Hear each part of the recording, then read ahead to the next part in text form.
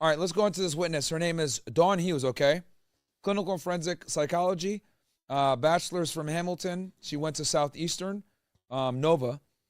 Did her residency at Yale. She is a volunteer over at Cornell, right? Volunteer at Cornell, yep. She has 30 years of experience. She's worked with thousands of victims, according to her. We spent about 30 minutes just going over her qualifications, guys. So, obviously, quite a bit of background. She doesn't have personal info on the case. She was not allowed to talk to any witnesses. Her role is to provide blind testimony as a subject matter expert, aka an SME, subject matter expert. And basically, she would talk about why people stay in domestic violence relationships despite the abuse. And the prosecution asked her, how much are you being paid to be here? $600 per hour and $6,000 just for the day, guys. You heard that right. $600 per hour, $6,000 for the day. And I think she was on the stand for roughly 2 hours. So what? She walked away with like $7,200 or something like that. It's a lot of money. A lot of money, you know. And as you guys are going to see, the defense came in later and definitely attacked her on that. So they asked her, is it common for victims to stay in abusive relationships? She said yes. And then, okay. Also, you guys could thank Chad because Chad fixed everything for y'all. Also, she talked about what makes it harder for people to leave. Basically, number one, not just because they're just getting hit. Number two, they almost always love the abuser. And then number three, psychological consequences. And then she said that it's not just about getting beat. The abusers also have other tools that they use to keep the person from leaving in the abusive relationship. And then she says sexual abuse. So they asked her about, can sexual abuse keep them to stay? She said, yes, it's one of the highest forms of PTSD. They get humiliated, shame, and they don't want to get outside help in the relationship because of the shame from sexual abuse. Then, basically, the partner gets their self-esteem lowered. That leads to depression, and then that prevents them from also coming forward and trying to get help. And then she also mentioned financial dependence. The tangible resources to leave make it harder to leave because you don't have the tangible resources to leave, and the person that's abusing you has those resources. And then she also mentioned trauma bonding. Someone basically needs a partner, and they get a strong bond. It makes it harder to leave. She gave the analogy of a slot machine, right? You know, when you play on a slot machine, you lose often, but that one time you win, you get that really good high. That's the good parts that you have with your partner. And that's the analogy that she gave, where it's like, it's almost like when you have this abuser boyfriend or partner or girlfriend. See, look, now I'm even getting biased from listening to her testimony. Basically, when you have this abuser or partner, you're cranking that slot machine and you're hoping that you win. And if you win, it feels awesome. It's big. And you're honestly playing to keep getting that high from there. And that's what ends up happening with these people. She was talking about, by the way, the dopaminergic release. That's what she basically was alluding to, the fact that your dopamine, your receptors they like that feeling. So it's going to keep you coming back for that feeling because you get the high, the rush, similar to people with ADHD who take a lot of risk. Something similar to that. Gambling. Yep. And then she talked about love bombing. It's basically the honeymoon phase where the abuser showers them with gifts and praise and shows them a lot of love. And typically it's to keep them to stay. That's like the clinical, I guess. Yeah, they call that love bombing now. Yeah, isn't that crazy, bro? Yeah, it's... And then coping mechanisms. She tried saying coping mechanisms are trying to talk to family and friends, trying to talk to your partner, counseling, and then fighting back. And she gave the different types of defense. There's active and passive self-defense. Passive self-defense is protecting oneself, blocking punches, going in a fetal position, curling. Active defense is punching back, hitting back, yelling back, standing up for yourself. And she was saying how this typically hurts them more because in a female-male heterosexual relationship, the woman is weaker and the man might retaliate with more force, which might end up hurting her. Which is crazy because you know what's really crazy about that? Yeah. It's only coming from the female perspective. Yes. So she made sure to make that. Only outlined it from the female perspective. She was like, well, the males are going to be stronger. It's like, but you didn't designate or specify whether or not we were talking about a male or female. So you have now an inherent bias. So I called that earlier, and when she did it, I was like, hit that shit on the nose, man. Yep. And then she gave avoidance, where people avoiding the person. Then she talked about minimization, which is like, oh, it's not that bad that he punched me in the face. You know, he only does this once a week. You know, so minimization is something that she talked about. People also have disassociation, where you don't feel like you're there. You're, you know, something is bad is happening to you, and you might like focus on something else, right? To stay away from those negative thoughts. And also drug use happens with that as well. You know, you've heard the phrase, oh, it's like my soul left my body when the abuse was happening. That's kind of what disassociation is, and it makes it harder to remember things. And then they said, how common is it for victims to discuss abuse is happening? Okay, like delayed. How long does it take typically for them to finally come out? She said days, months, or years. Yeah. Delayed, abuse. And then she talked about victim cases, first disclosure. On the first disclosure, when they meet with a psychologist, or I guess in this case it'd be a psychiatrist, right? Yeah, psychologist. Yeah, okay. For her, yeah. Or a therapist or whatever. She said that they never tell the full story the first time. They piecemeal it. Like, you have to have multiple meetings to get the full story. Let's see here. And then impact of trauma on memory. She said trauma impacts memory. Neurobiology of stress makes it harder to remember, but whatever is associated with significance gets remembered. She gave the example of, like, maybe if someone's abusing you and you remember the perpetrator's always has alcohol in his breath, right? Or you're looking at the drapes as something bad is happening to you and you're focusing on that to kind of take away from what you're dealing with. That's what the victim a lot of the times will remember. And this is common a lot of times. Like, if a woman's like assaulted, like, she'll remember like, oh, he smelled really bad. Yep. Right? So she was mentioning that. And then abuse, if it's frequent, they can't recall all of it, and the events start to blend together. So if they're frequently getting abused, they can't remember all of it because it starts to like almost come all together like one thing. So cross-examination comes in now, right? This is the funny part. Yeah. So cross-examination comes in. And before I get into this cross-examination thing, let me make sure that that everything is good. Chat, give me O/. Is everything good now? Is it all good now, chat? Give me O/ in the chat if it's good. And also like the video, guys. We're over here fucking third time trying now. Man, I'm so pissed, dude. I can't wait to get back to Miami, man. Makes me appreciate my setup so much more, dude. Yeah, your setup is nuts. Yeah, man. I'm Got a over here good one streaming in over 4K. Now I'm down here streaming in 720. I can't even fucking... Bruh. I appreciate my setup so much more, man. Okay. And I'm definitely going to edit this video after and clean up some shit. Okay. Anyway, so now the defense comes in on cross-examination, okay? So she's been practicing since 1997, so she's been 30 years in here. Bro, the attorney was hilarious. He said, so you were practicing psychology since the 20th century. Yeah, yo, when he said that, I was bugged out, son, because everyone started laughing. Yeah. Because when he said that, he was like, because she was like, I don't want to date myself. And he was like, well, yeah, you know, you've been practicing for quite some time. I could go for it. Yeah, so I'll just say the 20th century. And then he had when he said that she's been practicing since the 20th century, I was like, what the fuck, bro? And then he withdrew it, which made it even worse because he withdrew it on some passive aggressive shit. He was like, nah, I don't. Because they were like, objection. He was like, I'll withdraw. I'll withdraw that. That shit was funny. That was funny, bro. That was actually funny. Okay. So he asked her, hey, when you interview these people, you clearly pay attention to detail. And she said, yeah. And they said, well, you can't diagnose someone without talking to them, right? And she was like, yes. And they said, so you do clinical and forensic work? She said, yes. For the forensic, people might have certain motivations to, you know, talk to you when it comes to forensic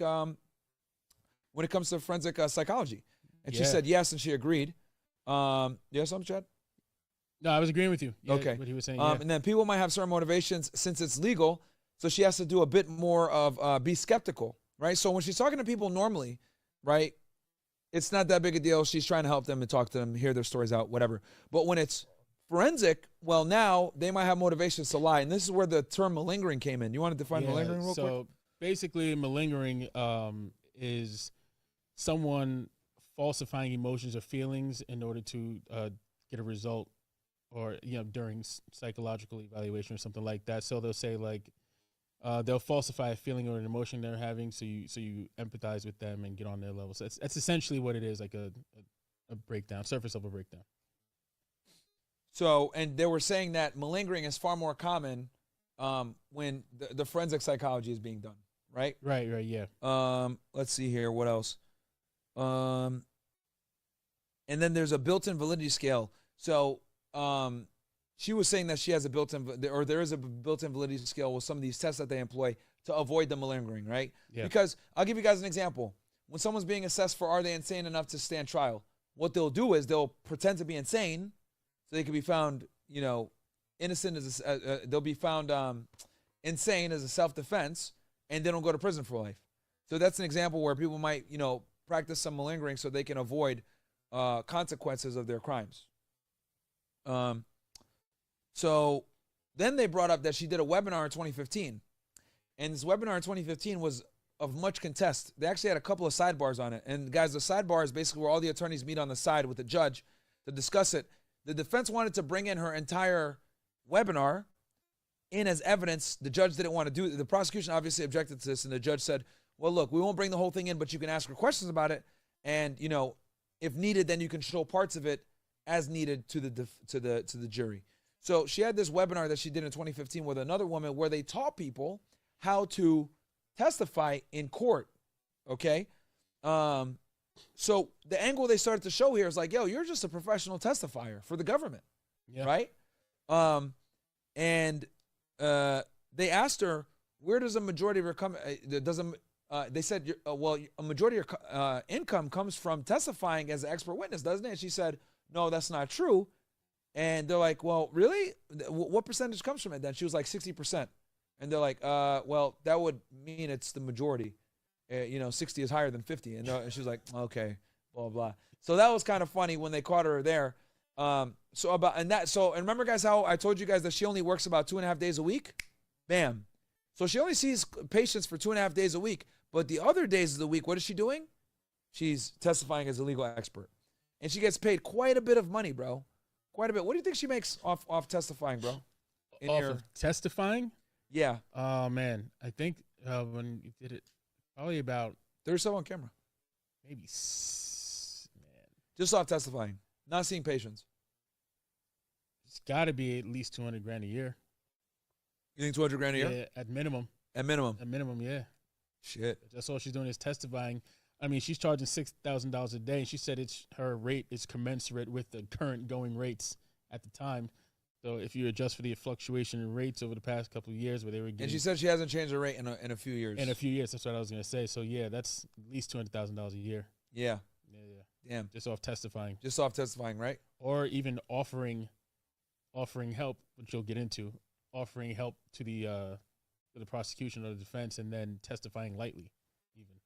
Oh, okay. So thank you for bringing that up. So the next thing they beat her up on, guys, and I'll tell you guys this was a really good cross-examination. The prosecution had to call for sidebar, 3 times?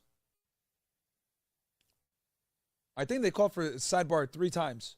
Or it was 3 times. I had to count. So once the defense started cross-examining her, they called for sidebar 3 times, chat. So basically they said, hey, they cornered her on 60% of her income comes from testifying as a witness.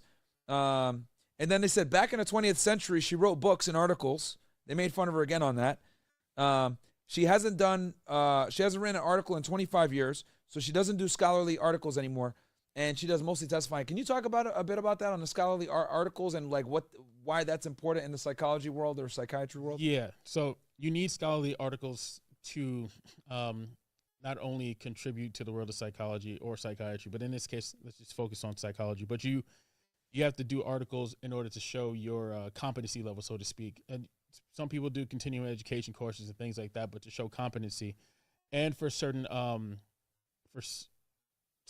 accomplishments, achievements, and for certain like board certification, things like that. So she was contributing scholarly articles. Here's the thing, though. Some people submit articles just because they have to submit them. Some people submit articles because they're required. Some people submit. And she did a lot when she was doing her PhD. She did it a lot for her PhD. Some people do it to change the world, though. Yeah. So they tried to frame it as she was a world changer, but she was really just submitting these because she had to do it pre dissertation and post dissertation. Yeah, to get her doctorate. Yeah. Let's see here. And then they retained. She's been retained hundreds of times as a subject matter expert. So the defense was asking her, how many times have you been retained as an SME? She said hundreds of times. And then this was like a death shot. They said, you've never come in to testify on the behalf of men. And then she responded, I don't speak on offenders.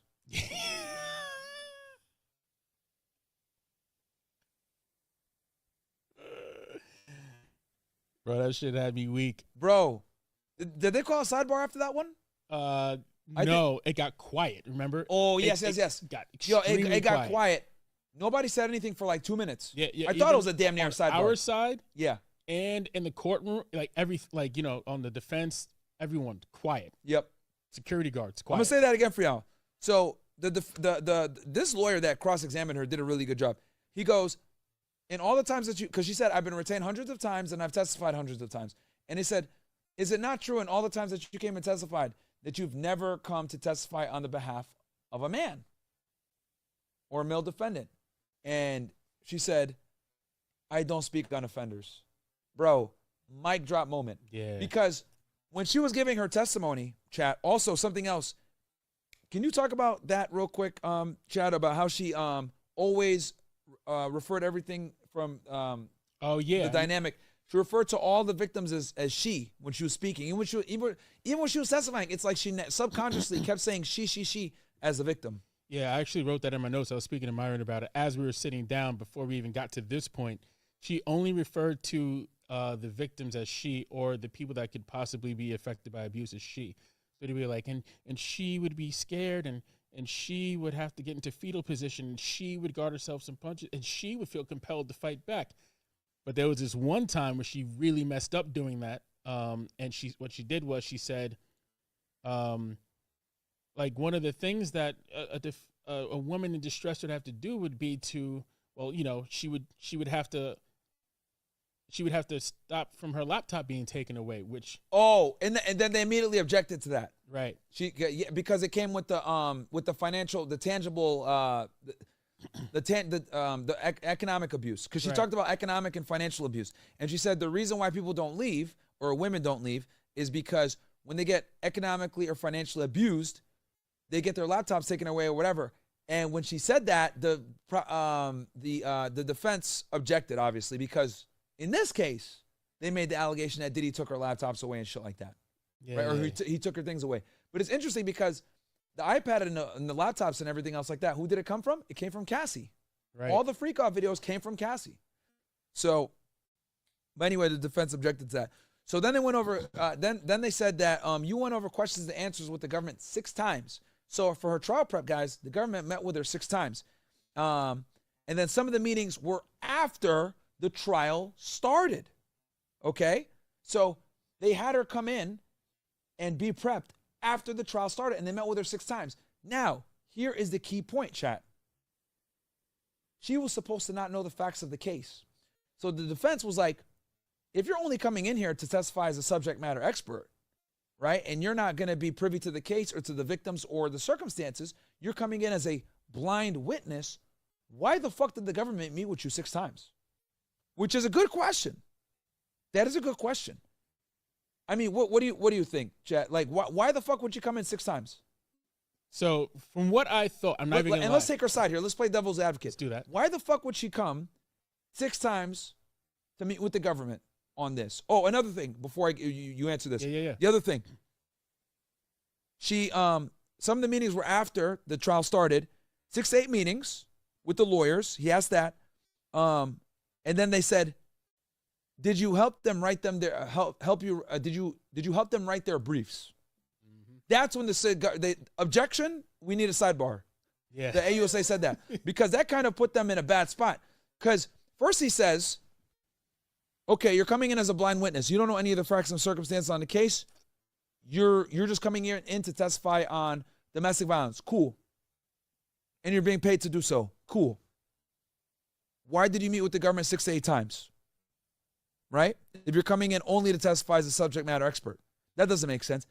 Then they said, did you help them write their briefs? And then the AUSAs were like, whoa, what the fuck is going on here? And then they said the government made drafts of the subject matter of her testimony. But again, the meeting the 6 to 8 times, and then they made the accusation, or they insinuated with their line of questioning that this woman, the Dr. Hughes, helped the AUSAs with writing the briefs. And the other thing also that they got her on was because she said that she comes in and she educates the AUSAs on the subject matter. Yep. So that's why they said, well, did you help them write their briefs since you are coming in to educate them on the subject matter? So she almost put herself in a corner by doing this. And can you explain to them real quick what a brief is and the other stuff that you want to say from before? Go ahead. Yeah, well, one of the things I wanted to say was 6 to 8 times. It's really funny because he said, so you needed to come 6 to 8 times to educate them? Like, that shit was funny. The attorney was kind of roasting her. But, yeah, so she was – basically what we found out was that she was helping prep their attack, their strategy. Yeah. And she was giving them psychological tricks, profiles. This is what they're insinuating, at least. And terms, so that when they have someone on the stand, a witness on the stand, they can use certain terminology to askew your view and to make you kind of fall in line and fall in empathy, or the jurors fall in line and fall in empathy with the case, as far as, the court of public opinion. But, this isn't like televised case. The point is that she was doing this so that she could sway the opinions of the jurors, and they're really going for tugging the heartstrings, invoking a sense of shock, a sense of fear, and like extreme empathetic response. And so but she was doing this ahead of time and after the trial started, which means the defense announced what they were trying to do, what they were trying to establish, and she had time thereafter to then craft even more psychological tricks and more psychological railways and help the government figure out a way to make these witnesses, to make Diddy look worse, and to make these witnesses answer their line of questioning in a way that satisfied their needs. And let me tell you guys why this is especially pernicious. So I told you guys this before, but a lot of you guys might be newer viewers. On the first day, there was opening statements, guys. Opening statements is when each side presents their case, right? They give you a quick summary of what their evidence is going to be, what their intention is. When the government came out, they said, Diddy uses power, influence, coercion, violence, etc., to run an empire and, be able to do it with little impunity. And he was able to do it basically unchecked. And he had his people working for him, helping him do this, right? And he's a monster. Cool. Then the defense came in and said, look, the government is taking a domestic violence case and trying to make it a sex trafficking case. We're not condoning domestic violence, but what we are saying is that this is domestic violence. This is not a RICO sex trafficking case that the government's trying to spin up. This is a relationship between two toxic individuals in a toxic relationship that were beating on each other and abusing each other.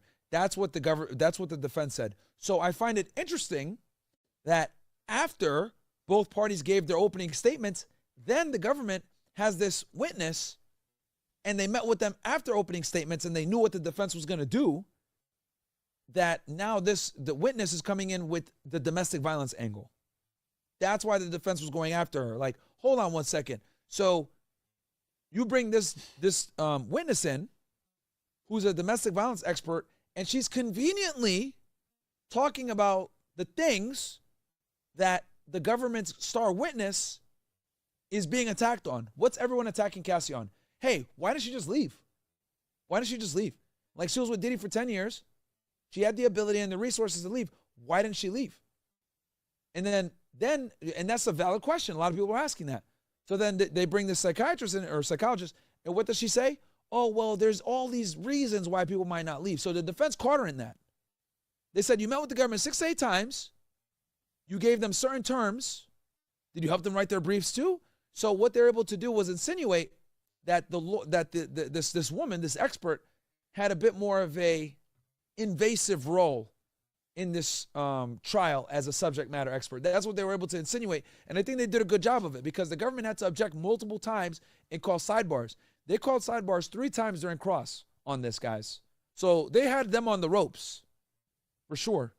Yeah, that was actually, to your point, that was really interesting because the way they called the sidebars was dramatic, too. They were, objection. Like, yeah. Sidebar. We need a sidebar. When he asked a tough question. We need when he made a good point. Yeah. Whenever he made a good point, they immediately sidebar, and it was heavy. And they also said they made a point. Look, you're not getting paid by the National Institute of Science, because she said, "I'm here as a scientist. I'm here to I'm here to testify as an expert and provide scientific facts. And I'm here off of science, right? Yeah. My experience comes from science." And they said, "Well, who are you being paid by? You're being paid by the Department of Justice. You're not being paid by the Institute of Science. Right. The prosecutors who work for the Department of Justice are the ones that are paying you." And I think they did a really good job of kind of hurting your credibility a bit. And remember Johnny Depp, Amber Heard. Yeah. She tried the same thing. Johnny, and I believe they threw her testimony out, but with the. But didn't the psychiatrist actually help Johnny? No, the psychologist was for Amber Heard. Same exact song and dance. Okay. Same exact. Oh yeah, abuse. But didn't Johnny get his own psychologist too? He did, to refute. Okay. And that's what the defense said today.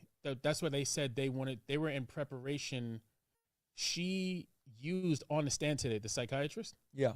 She used on the stand today that she was helping the government prepare, because remember, she got tripped up in that line of questioning. She said they were going to refute with another psychologist, so I was helping to prepare for what he was going to rebut with. Okay. So she tried to use that, but it was too late in the game by the time that happened. Yeah, the defense should have got a psychologist, because here's the thing, bro. It's so subjective. It is.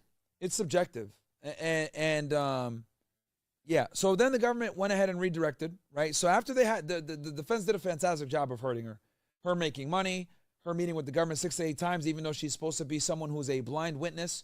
The fact that they use certain terminology in their briefs that is in the psychiatry world.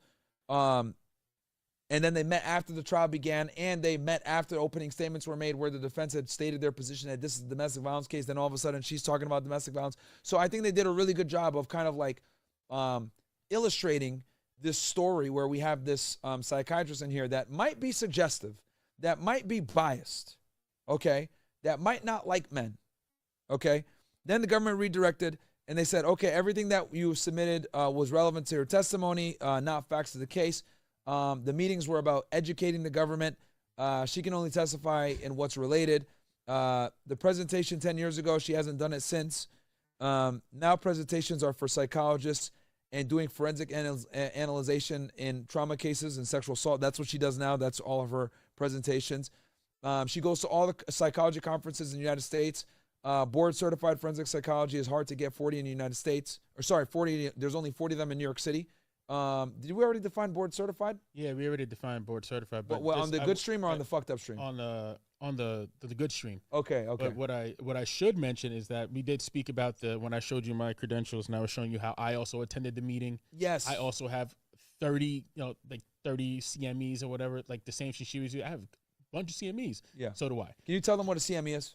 Yeah. So it's continuing education credit, but it is, the APA does sign off on it, and so it's legitimate. It's basically by an accredited board mixed with the APA, saying that you took this course or you studied this or you completed or contributed enough hours to satisfy a need for whatever you're going for as far as it deals with psychology or psychiatry.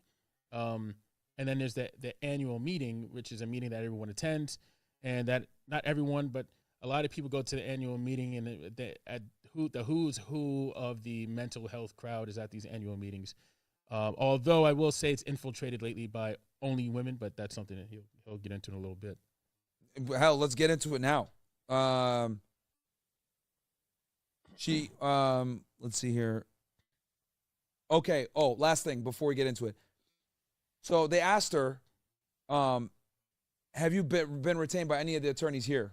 And she said yes. So the government thought that they had it, right? The government says, hey, have you ever been retained by any of the attorneys here? She says yes, one of the defense attorneys. So then the defense comes back on the stand and they say, who retained you? And she said, Brian Steele, right? Mm-hmm. And it was a case where a woman shot her husband 5 times in the head, and Steele didn't consider her an expert, and he didn't want to use her. So she wasn't actually retained. And I think it's probably because she has this very pro-female thing, and she never did anything for the benefit of the guy. And it's interesting because she was the defendant was a female. Yes, and in that case, still didn't want. Yeah, they didn't want to retain her. Yeah, he didn't want to retain her. So let's see here. Okay, so let's go ahead and go over. I think this is very, very important. So, what this testimony basically proved, right? And I was listening to it. Basically, abuse is a very nebulous, opaque term that can be attributed to anything, right? If you're in a relationship with a girl and she misbehaves, or she does something you don't like, and you withdraw attention, or you withdraw money, or you withdraw whatever, she can now consider that abuse. And they clinically look at it like that. That's where we are now, chat, okay?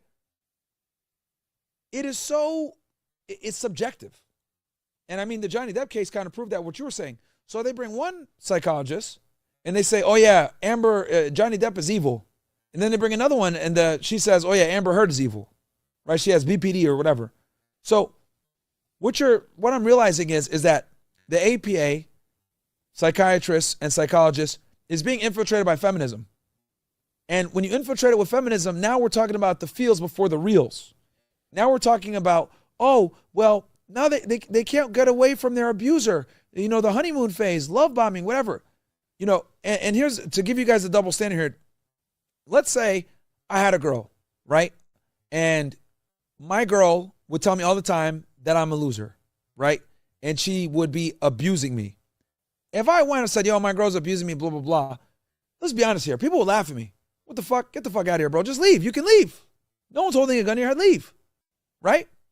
But when it comes to women, not only do they have all the authority and all the privilege by being a woman, because they're able to double dip and act like a man when they want, but at the same time be able to get the same privilege as a female, now they don't have to take responsibility for making poor mating decisions and getting with losers.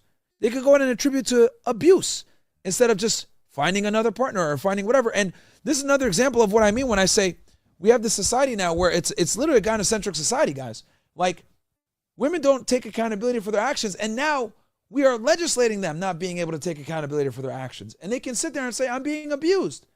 Well, how about you just leave, right?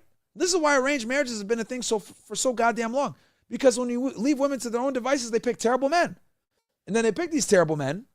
They don't take accountability for it. And then they come back later on and say, oh, I was being abused. No, you should have left. Whose fault is it to stay in a bad relationship? Is it your fault or the abuser's fault? I think it's your fault. If I go on a date with a girl and she doesn't smash me or she uses me or whatever, and I say, this is financial abuse, everyone's going to laugh at me. They're going to literally act like, oh, you took her on 10 dates and you didn't smash and you spent $10,000? You're a fucking idiot. Ha retard. No sympathy. But if a woman's in a relationship with a guy and he treats her poorly, oh my God, you're such a victim. Ridiculous, man. So this is an example of what I mean when I say feminism, guys, has now seeped into psychology and psychiatry, and it scares me because we're going to get into a feels before the reals world very soon if we're not already in it. Chad, take it away, man. I know you could talk about this a lot more. Can you define for them real quick the difference between psychiatry versus psychology, and then how from you going to these board meetings and seeing everything that you've seen, how feminism has seeped into this world? Yeah, I mean, so pretty much what you're dealing with. So psychology does not require any residency, or it doesn't require you to become a doctor and do psychiatric residency. Psychiatric residency is required for you to become a psychiatrist. And generally speaking, psychiatrists give out, they're associated more. Those are the people you see that, oh, I went to the shrink and I got medication. That's a psychiatrist. That's what that's associated with. Psychologist, I hate to say it like this, is more of a, unless they are producing papers and producing changes that result in a shift in the way that things are perceived, or they're participating in adjusting the DSM as it pertains to scientific phenomena and the changes in scientific phenomena, they're basically glorified therapists. I hate to say it like that. Psychologists are glorified therapists, Yes, basically. psychologists. Hey guys, like the video. We're giving you a lot of sauce. I got someone here that's, that's in this world just for you guys. This is like the perfect episode. Keep going, bro. Keep going. Yeah, of course. Yeah. So that's the difference. What's happened is we now have people who are able to become psychologists who have zero brain power, zero knowledge, zero actual interest. See, what happens is this. We used to have people who cared about science in the brain, namely men. I hate saying it like that, but that's what it was. So they wanted to drive life-changing things. They wanted to drive changes, and they wanted to understand the brain. Now, I'm not taking it all the way back to Sigmund Freud. He was a psychopath, but, after that, there were a good amount of people who had a good amount of experiments and contributions that tried to influence how psychology could affect the world. Now, it is a flawed science. I will say that it's a flawed science because, like, as my boy Evan frequently brings up, that it can't be replicated, really.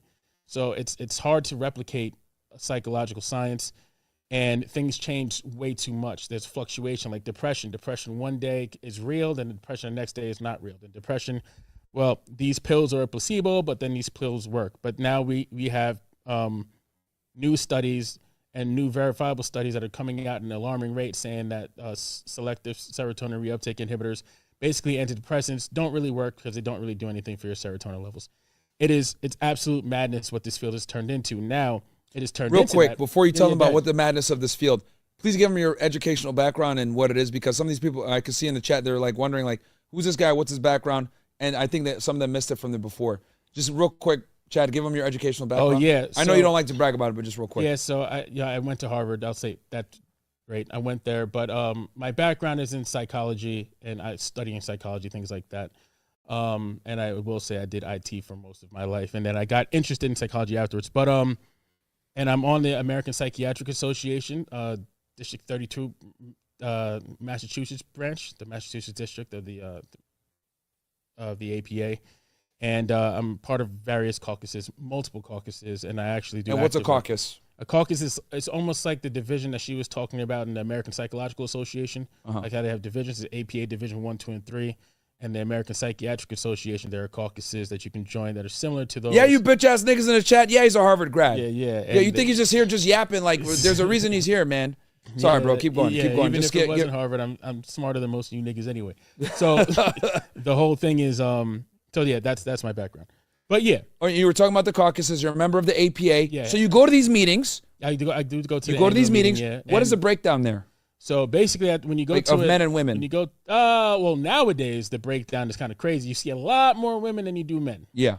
The APA meetings are they're scheduled in such a way that there's a topic, and every year it's based around that topic. Yep. So like I forgot what it was last year, but let's just say it's the ethnopsychopharmacological influences on impoverished communities. Yeah, like some bullshit like that. They use some strong name like that.